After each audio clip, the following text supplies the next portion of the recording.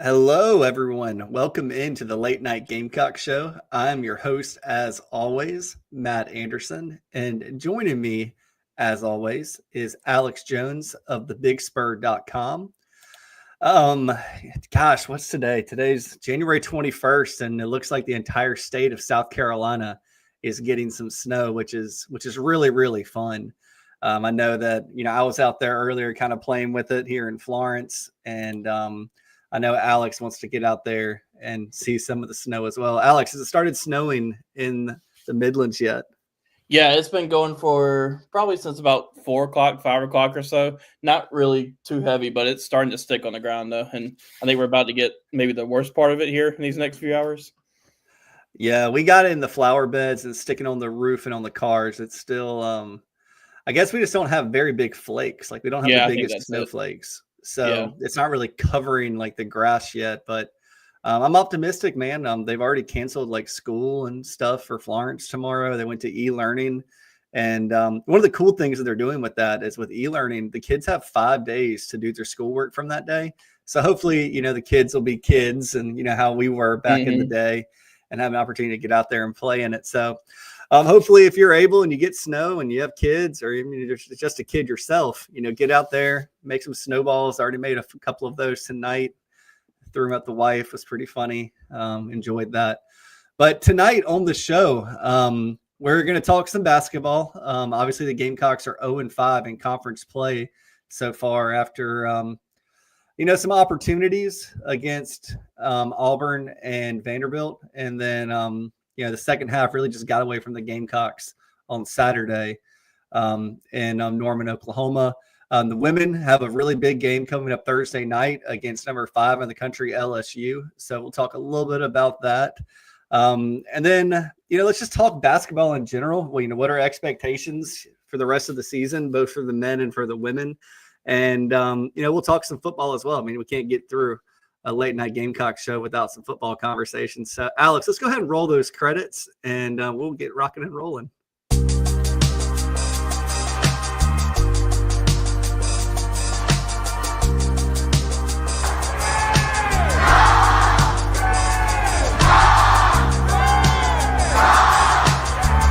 Welcome to the Late Night Gamecock Show from Chief Sports, South Carolina. Here are your hosts, Matt Anderson and Alex Jones of thebigspur.com.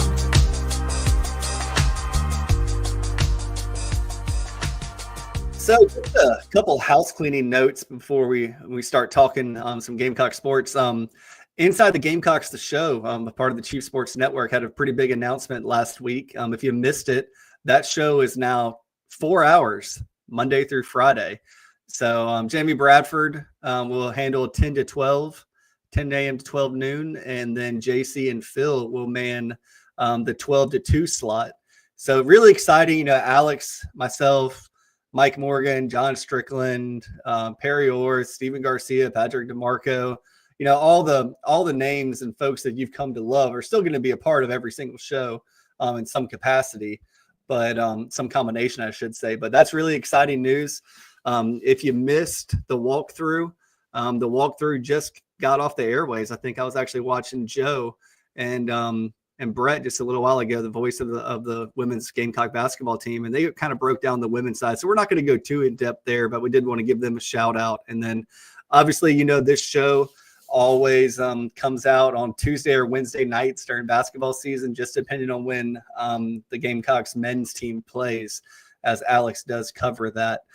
But so Alex, with that being said, I think we should, go backwards before we go forwards, and we can talk about Saturday. Obviously Sunday, the ladies rolled to the tune of a 41 point win over, I think it was Oklahoma, but the men did not follow suit.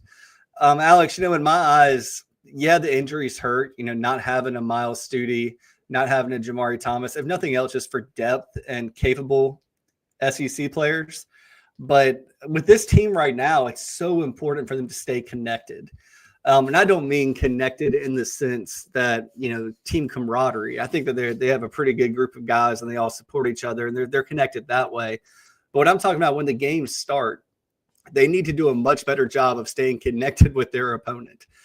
whether that's a 3-point lead, 6-point lead, 8-point lead. Hopefully it leads to that type of victory, or a margin of 20 points would be fantastic. The Gamecocks really need that right now. But it seems like so often in SEC play, specifically, Alex, the Gamecocks have gotten down by that 8 or 9 points, and the other team just goes on a run and puts the game away. And that was the case this past Saturday. The game was effectively over with about 13, 14 minutes left. Yeah, I mean, at halftime, South Carolina was in it. I mean, only down by 4, and you played a decent half. Defensively, there were some things you probably wanted to do better, but you're in the game on the road. And, you get into the second half of things that you just got away from them. And some of the same things hurt them that have been hurting them recently, hurt them in this game. I mean, you think about turnovers. South Carolina turned it over 16 times in this game, and Oklahoma capitalized. And that was one of the big points of what they did, or how they won this game. I mean, they turned those 16 turnovers into 19 points. That's just they've got to find a way to get that cleaned up. South Carolina made 11 of 21 from the free throw line. Oklahoma was 18 of 21. I mean, they capitalized on their attempt at the free throw line. Then the points in the paint, Oklahoma did a pretty good job there too, winning about 14. I think it's 34 to 24.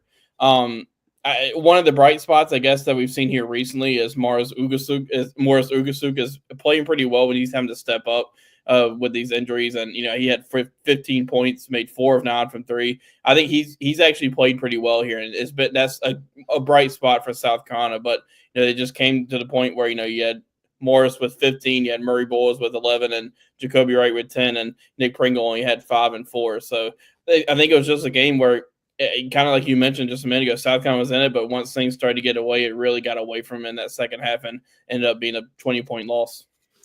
Yeah, this team, and it's been this way the entire season, is really just lacking a true point guard.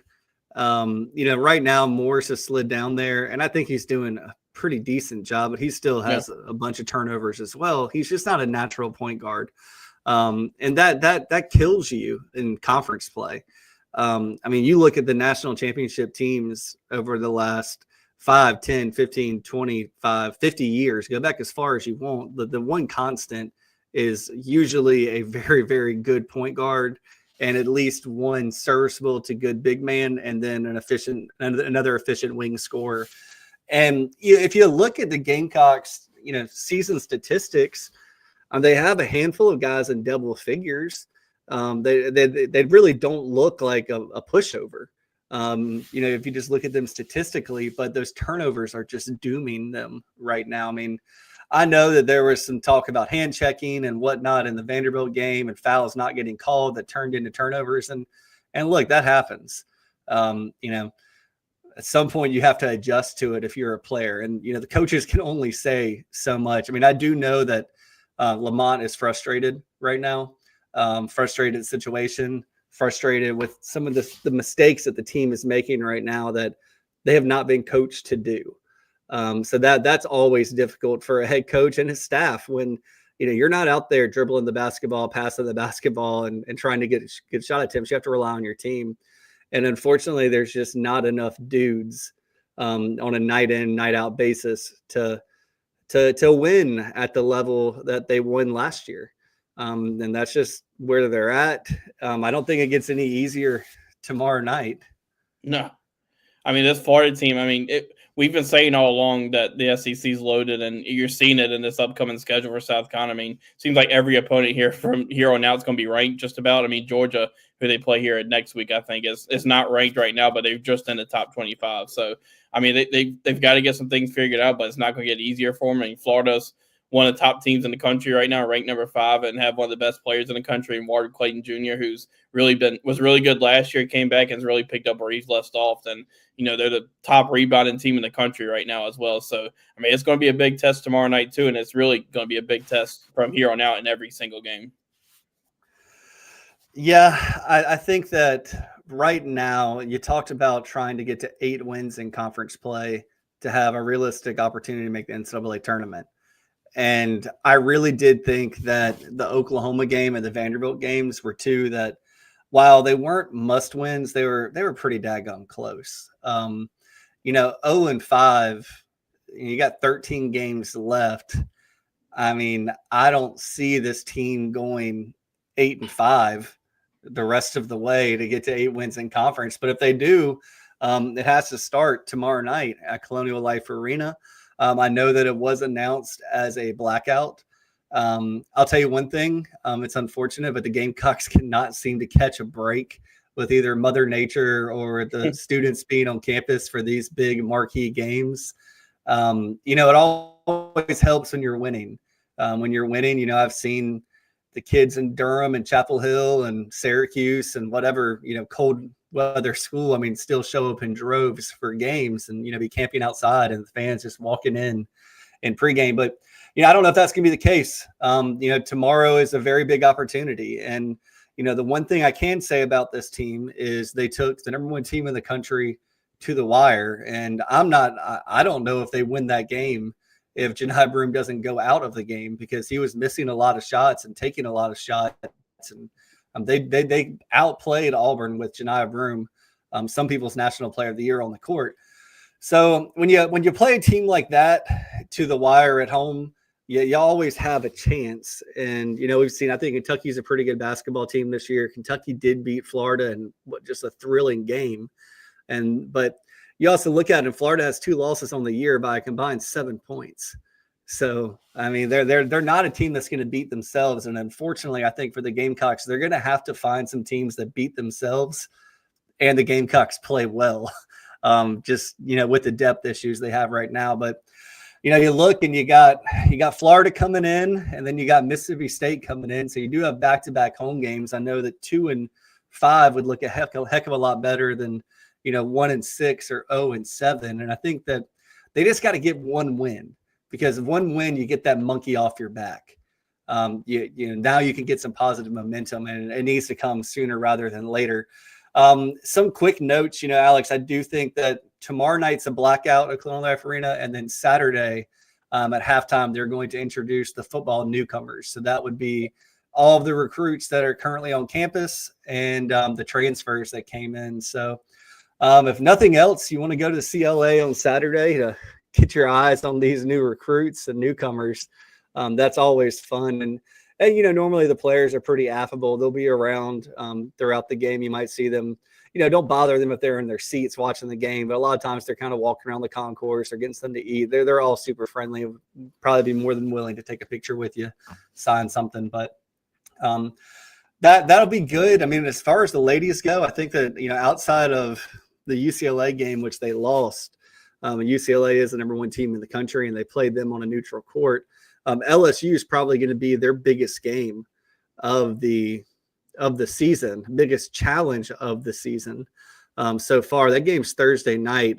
South Carolina and Dawn Staley has a really good track record against Kim Mulkey and the LSU Tigers. And even last year, the ladies overcame a 12 or 13 point deficit in the fourth quarter to win the game. And obviously, you had the Gamecocks win the national championship last year. I think that this team is just as good as last year's team that won a national championship.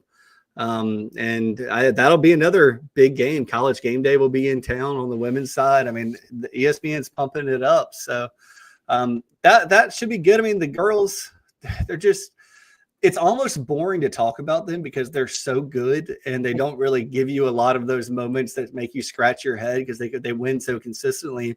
And I think a lot of that is kind of a disservice to them, because you should celebrate excellence. When Tom Brady and Bill Belichick were winning all of those Super Bowls, you couldn't flip on ESPN without hearing about them. So we definitely want to give the ladies love. They are the premier sport at the University of South Carolina right now as far as success goes on a season in, season out standpoint. And look, Dawn Staley just got rewarded for all of her success at South Carolina, signing a new long-term deal. She's making quite a bit of money, and she's earned every penny of it, when you think about the dominance that she's brought to the University of South Carolina. But Alex, getting back to the men's side, any predictions for the next 2 games? Florida's a bear, and then with Mississippi State, I want to say, I haven't researched this in a while, but Lamont was a pretty good second time facing an opponent. So you have that going for you against Mississippi State, but I just think it's 2 really good teams, and the Gamecocks will be fortunate to scratch out a win. But I'd love to know your take on it. Yeah, I mean, now the game's going to be easy. Like I kind of mentioned earlier, when you look at Florida, I mean, they're just, I mean, up top, bottom, they're a really good team. Walter Clayton, 17.9 points per game. Elijah Martin, Will Richard are 16.2 and 13 points per game guys. Then you got Alex Condon, who's, I think, 6'11", I believe. Let's see, I got it right here. Yeah, 6'11", 230 pounds. And you got Hoff right behind him, who's, I mean, those guys are averaging 10.8 and 7.6 points per game. And Condon's also averaging 8.2 rebounds per game. So, I mean, it's going to be a battle in the paint tomorrow night against the Gators, just because they're, I mean, with those two, they're deep too. I mean, just a really good team that looks like it's going to go far, potentially in the NCAA tournament. And it's going to be a battle. And then we've seen, it's going to be interesting to see how South Carolina adjusts to what Mississippi State's doing right now. I mean, saw what happened in that first game. Is another one of those games that really just kind of got away from Carolina in that second half, or really the first half. They got down big, and Mississippi State under Chris Jans, I mean, they played so good defense that, you know, when they're going, or when they have you that far down in a deficit, it's hard to climb back in. And this year they really upped their offensive, package together. Like, they're playing really good offensive basketball as well. So, I mean, every night is going to be a challenge, and these two nights are going to be nothing different. Next two games are going to be nothing different. I agree with you. I do want to hit up the chat box here. Craig just said that everyone talks about Jamari being in the wrong system, but no one mentions Pringle possibly being in the wrong system. I thought he'd catch 2 to 3 lobs a game, and it's just not happening. Craig adds, he constantly gets in foul trouble and seems like a fish out of water. I think it's funny that you mentioned Jamari and Nick Pringle, because I think those two guys play off each other really well. Jamari was not afraid to, throw the lobs up. And at one point, Jamari was getting 5, 6, 7 assists a game for a little stretch there. And that's what Nick Pringle needs. I mean, Jamari is the closest thing to a point guard they have on the roster. Jacoby Wright's not a point guard, truly. He's an undersized 2, and that hurts him. Morris isn't a natural point guard. I think that Morris could be really good. And I said this last year too. He did follow Talon Cooper around like a puppy last year and tried to soak everything in. I think if you had a Talon Cooper on this team, and look, every coach in the country would love to have a Talon Cooper. I think he could have unlocked Nick Pringle a little bit more. But yeah, I was expecting some more lobs, some more action above the rim. And he's had some opportunities. He doesn't seem to be able to flush them with some consistency. I mean, he's gotten fouled a handful of times, but sometimes he's just lost the ball or missed it. And I know the coaches worked really hard with him on his post-up game and, back to the basket, but also out the elbow and 1-2 dribbles, trying to get to your position. And, he's a guy that I know he went to JUCO, Alex. He might have an opportunity to come back next year. And I think that this year, if he had gotten this type of coaching his first couple years at Alabama, I think that he'd be better off for it right now. But yeah, long term, I see Craig also mentions Eli Ellis is another 5'11" guard coming in. He can score, but we need length at the point. Yeah, I mean, I think that Eli's going to be pretty good. I mean, you can get by with a 5'11" point guard. Mateen Cleaves was a great smaller point guard. Keith Elamine was a great smaller point guard for UConn, and especially the way that South Carolina plays. I mean, I would say Talon Cooper was under the rim type point guard, despite being 6'3", 6'4". So you can still be effective there. But Alex, I did want to get this in. We just got a basketball injury update. Yeah, so they just released the updated availability report, and Jamari Thomas and Miles Studi are out, but Cam Scott's been added to it, and he's listed as questionable. I'm not sure. It doesn't say anything specific-wise, but it's just he's listed as questionable. Okay, so it just gets so much tougher for Lamont Paris and this basketball staff. I mean, it's really a shame for Cam if he is out any type of period of time, because he was someone that I thought was playing a little bit better. I mean, still completely lost defensively, but he's shown confidence to shoot the ball, and that's one of the hardest things, is getting the confidence to shoot when your shot's not dropping consistently. But you take Cam out of the picture. I mean, Tyler Hero might have to play some more. I don't know. The bodies are just stacking up. They can ill afford another injury to this roster, but we'll see. Basketball is a funny game. I don't know if you remember this last year, Alex, but Ohio State looked like one of the worst teams in the country, and John Diebler got that job about 15 games into the season, went on a run, and actually got the head coaching job. And that's not a situation Lamont's in. Like no one's worried about Lamont's coaching, hot seat or whatever. He's nowhere close to being something like that. He was the freaking SEC Coach of the Year last year. Yeah.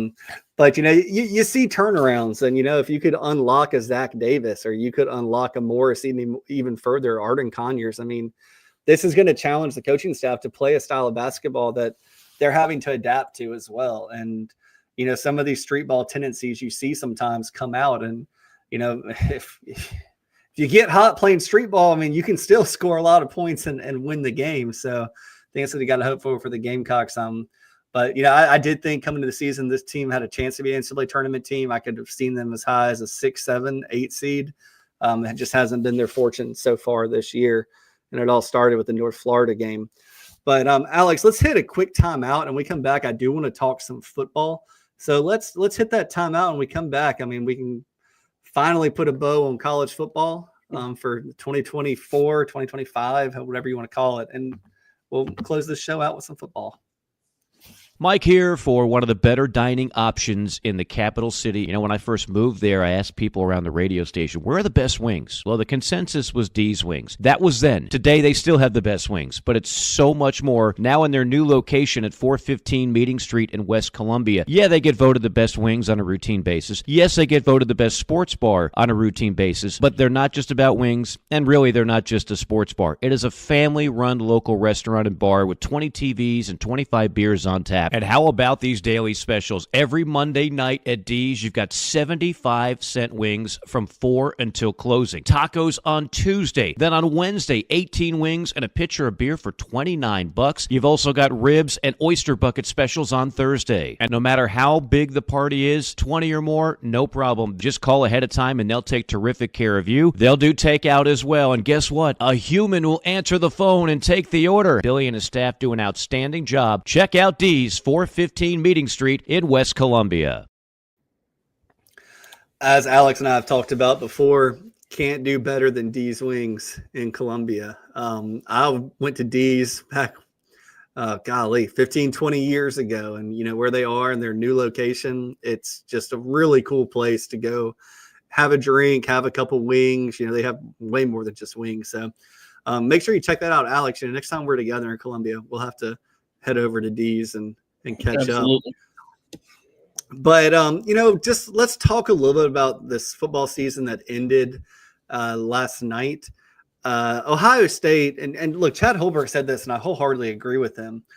Chad said that he thought either Texas or Ohio State was going to, really show out in the playoffs. Like, actually you can breathe. You got in, you reached the promised ground, the promised land after having all those high expectations thrust on you. And I just think that it was really, really what happened. Ohio State had no problem with Tennessee. They had no problem with Oregon, a lot of people's number one team in the country. Tennessee was defeated by. And then they had really no problem with Notre Dame. Last night, I thought that Notre Dame had a good game plan to start the game, but I was really worried that Riley Leonard was going to die. And I saw a lot of message board stuff on the Big Spur, and they were talking about how that's what Lenore Sellers needed to do against Illinois, and that's the way he needs to play next season. And look, you can do it when it's a national championship, last game of the year, can't hold anything back, but that is a recipe for someone to get really, really hurt.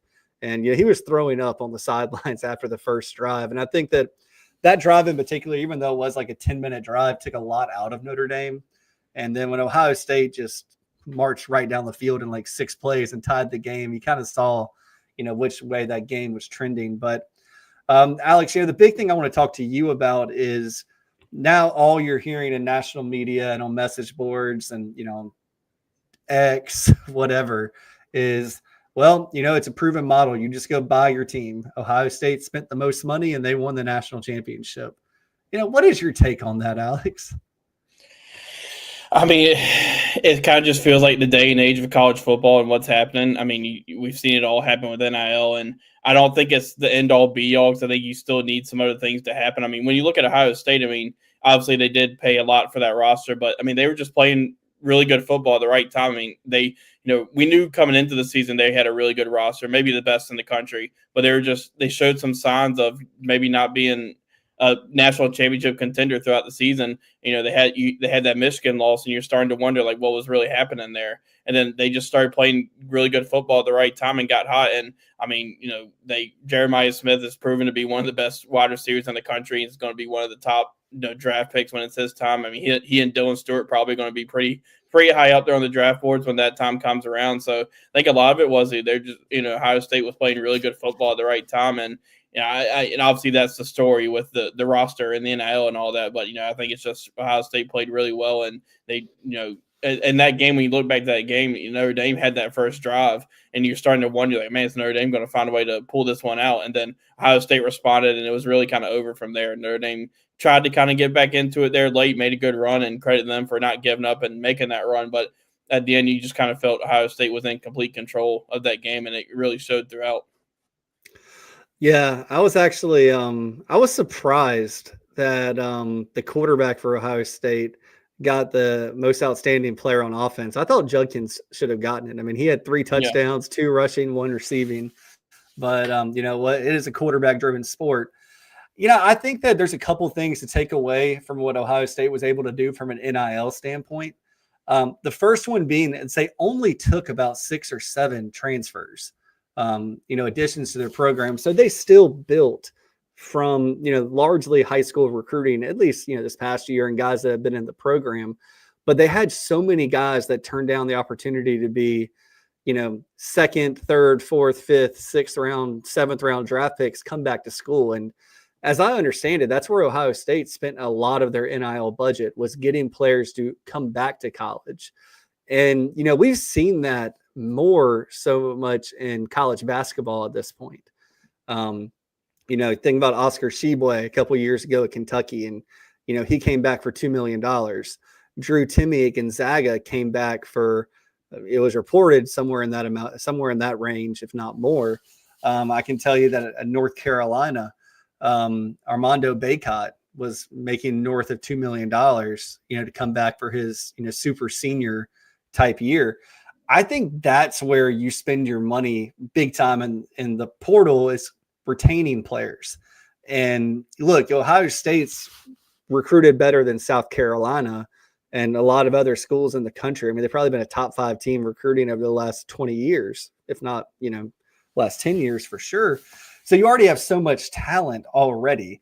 But, you add the right transfers and you retain the guys that can come back. And, I think that the bigger message in this, in my opinion, is, a lot of these guys need to consider staying in college and getting that degree and getting paid handsomely, whether it's, NFL minimum salary, for a rookie salary, or, you miss out on that big signing day, but how much better off are you with a degree, and how much better off are you, making that money at that young age, investing it wisely and setting yourself up with a nest egg. So that was my big takeaway. Look, and Notre Dame spent money as well. South Carolina spent some money, guys. They spent some money this offseason. Everyone says, well, they didn't get that stud defensive tackle or that stud wide receiver. And I don't think that's how they want to do it. I don't think that's how it should be done. They spent money. Trust me, South Carolina allotted. I don't want to say the number. I don't know if I'm allowed to say the number. I don't know if that number will get out eventually, but I don't think that, from a competitive standpoint, you really want that number to get out on a show like this. But I will say that it was on par for an SEC team, if not an upper echelon SEC team. And to get a Dylan Stewart back, to get a Lenore Sellers back, that's where the money needs to be spent at the portal. When you find those elite difference makers, that's where you spend your money. And Go ahead, Alex. Yeah, I was just going to say, look what South Carolina did in the offseason so far with player retention. That was obviously one of the top priorities, and they did pretty dang good at it. I mean, you got Lenora Sellers and Dylan Stewart back, who those guys could have gone anywhere they wanted to in the country, really, and play.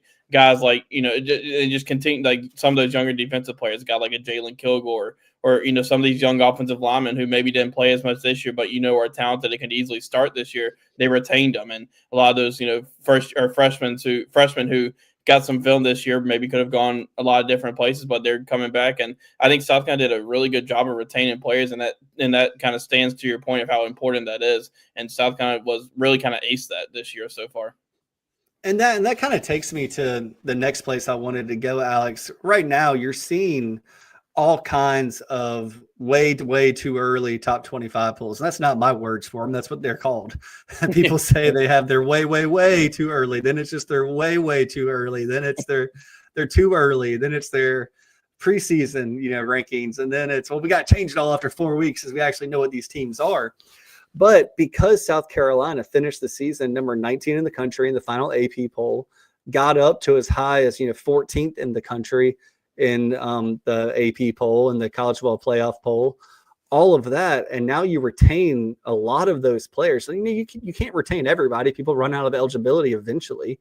I don't know if that's if eligibility is going to be a real thing going forward. It seems like the boundaries get pushed further and further every single day, but with what South Carolina has coming back and what they added, Alex, I'm seeing the Gamecocks anywhere from, 7 in the country. I don't think I've seen them below like 16 or 17. Have you seen anything lower than 16 or 17? No, I think 16, the lowest I've seen. The highest I've seen is 9, I believe, so far. It's really kind of been maybe the median. Maybe ESPN had them 10 last night. Really, you're seeing a lot of that 11 to 15 range is what you're seeing. And I think you kind of called that last week on the show when I asked you where they'd be. I kind of thought maybe they'd be 15 to maybe a little bit lower, but you kind of nailed it when you said kind of in this range. And I think they've really kind of been in that 10 to 15 range so far. There's probably been, I think, maybe 10 or so of these polls that have been put out. And that's kind of, I'd say the average is around 12, 13, somewhere in there. Yeah, and I think that's about right, because I do think there are question marks. I mean, defensive tackle is a question mark. Linebacker is a question mark until it's not. Wide receiver is a question mark until it's not. And that's why I say, like, after 4 weeks of the season, I think that's when the first poll should come out. Week 4, week 5 should be the first poll that you see, because that's when you actually lay eyes on teams. But I think my bigger point here is, when you think about recruiting and you think about opportunities for success going forward through recruiting, but also success on the field, recruiting, Wesley Saunders told me this one time. He's like, I've seen the best 5-star athletes that, money can buy in college football. And I've seen NFL rookies, 1st-round picks. He's like, when they lose their confidence, everything's done. And, when you start out, 10th, 12th, 13th, 14th, 15th in the country, and you bring back what you bring back. These are dudes that have done it. They've experienced it. Like, there's probably not that big of a drop off coming for them to drop their heads and lose the confidence, and especially with this coaching staff, the culture that they have built, and they got some studs on the coaching staff as well. And, Shane Beamer kind of talked about it on Inside the Gamecocks yesterday, the morning show with JB. Go back and listen to it if you haven't. But, JB asked him a really pointed and really good question, I thought. And it was, what did you say to your guys after the Ole Miss game? How did you turn this thing around? And I think a lot of times fans get very much into negative spin zone, won games the entire season. And that's just not the way that these athletes and these coaching staffs look at it. And, I don't want to spend too much on this, because I want you to go back and I want you to watch the interview with JB and Shane, or JB interviewing Shane. But, Shane said, look, we knew we had a good defense. We knew that we had a quarterback that was really, really good, but he hadn't played against a real SEC team for an entire game until he played Ole Miss. And, Shane didn't use this analogy, but I'm going to use it. That would be like me, who takes chemistry 101 as a freshman at USC. I get like a B+ because I show signs of being like good at chemistry. And then, next week they put me in chemistry 405. Like, that gap is so large when you talk about a quarterback. And sometimes you have to take those lumps, and Lenore's did, and he was so much better for it. And, sometimes it takes time to build a program. And I think Shane's ahead of schedule for where we all thought this program might be. I mean, I don't think anyone foresaw, that talked about it publicly, 3 years ago, that South Carolina would finish a top 19 team in the country, because there were too many questions and too much negativity around it. Alex and I both predicted, 9, 10, 11 win seasons at the beginning of this year, because we knew about the defense. We knew it was going to be tough, but we knew about the defense and we knew about Lenore Sellers. So I guess this is my long-winded monologue just to say, take a deep breath and just enjoy it, because like right now, Lenore Sellers is one of the best quarterbacks South Carolina's ever had. They recruited so well. They're going to start where you want to start to make a playoff push. Yeah. If you start around 10 in the country, you can take a loss and still get into the playoffs. You can take 2 losses and still get in the playoffs, because you're not going to leave the conscience of the voters. You're there. And then you start piling on wins, you're there. That's exactly what I was about to get to, is that, South Carolina, I think now we can project probably is going to be in that, 10 to 15 range when the new polls come out, or for when those preseason polls come out. And that's huge just from a perception standpoint, from a recruiting and all that, being a top potentially 15 team, but also from what you mentioned from a playoff perspective, it's easier to get, maybe stay in the hunt from where you are if you start higher in the season than when if you're like a South Carolina this year who started out unranked and had to kind of work their way in throughout the season and end up coming just short of the playoffs. So yeah, I think that's a really good point. And we talked about this earlier on the day with JB on ITG, but I think the next step this offseason is going to be handling these expectations, because they're not going anywhere. There's going to be a lot of hype around South Carolina. I think maybe, for the first time, there's a lot of, that real hype. South Carolina's had that, can they take the next step hype? Now they're in a top 15 hype range. So I think the next step is going to be, coming out, and handling those expectations, because there's going to be a lot of noise, a lot of people talking about you. Can South Carolina kind of take those away, not read their press clippings, and go and, have a lot of motivation to go prove what they thought they could do this year. And I think that's part of it too, is, not making the playoff. I think that is going to be their motivation, is to go out and, kind of show that they are, capable of doing that. And they know how close they were. They know what they need to do to get to the playoff. Now they just need to go do it next season. And, I think that's just kind of the next step for this program. But it's definitely showing the trajectory of this program is going way up right now. Yeah, and I also think, Alex, just talking about that playoff conversation, if the Gamecocks' losses had been spread out a little bit more, I think it would have been a lot different, because you do talk about, after the Kentucky game, you were starting to get some votes in the AP poll. And then, you lose to LSU, which a game should have won. Gamecock should have won that one. You win that LSU game, you're probably top 15 in the country. And then you lose to Ole Miss, and the timing of your losses are everything, because, Ole Miss is number 4 team in the country. Not that big of a deal. They're not going to drop you out of the top 25 after you beat LSU and you have a loss to Ole Miss. And then Alabama at the time had just beaten Georgia, and you lost by 2 on the road to Alabama. And then you run off 6 straight wins after that. Like, you would have been in the playoffs this year, I firmly believe, if that whole situation had played out, outside of loss to LSU. But, you just starting higher helps. And look, we look at it all the time. I did the math last year. I actually looked at, not this past season, but the year before.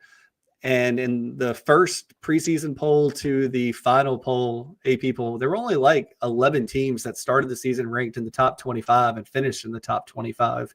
And the higher they were ranked in the preseason, the more likely they were to be a top 25 team at the end of the year, outside of some outliers like, who was it last year? I think Florida didn't finish in the top 25. Florida State was a big outlier, because or this year, I can't remember.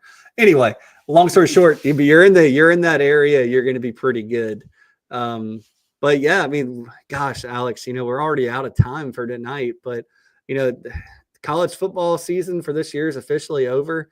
Now building out that 2026 recruiting board, who the Gamecocks are after, getting those bits and tidbits and those articles pumped out on the Big Spur. And, Alex, your day job never quits. Your day job is kind of an all-day job, but in the future, baseball season's coming up. We're only 3 weeks away from first pitch. So we'll have a lot of baseball content. Football recruiting is going to be a large part of this show going forward during the off season. And once people start visiting, cookout stuff, summer stuff. So, we got a lot to look forward to. Baseball team, I have really high hopes for. Softball team should be really competitive as well. And, we'll continue to track both basketball teams. So nothing but excitement here. Just very excited for all of you that joined us tonight. I say it every episode, but when you give us your time, you give us the most valuable thing you have. And we just appreciate it so much. And look, you'll see me with Jamie a little bit later this week. I think I'm going to come on Thursday. And then, I'll be on the show, all these shows, throughout the next week or so. And Alex will be doing the same thing. So we appreciate y'all. We thank you so much for hanging out with us tonight. And hopefully the Gamecocks men's and women's team get big wins against top 5 opponents, and everyone's singing a happy tune going into the weekend. But everyone enjoy your snow. I hope you have a great day tomorrow and a great rest of the week, and we will talk to you soon. Have a good one.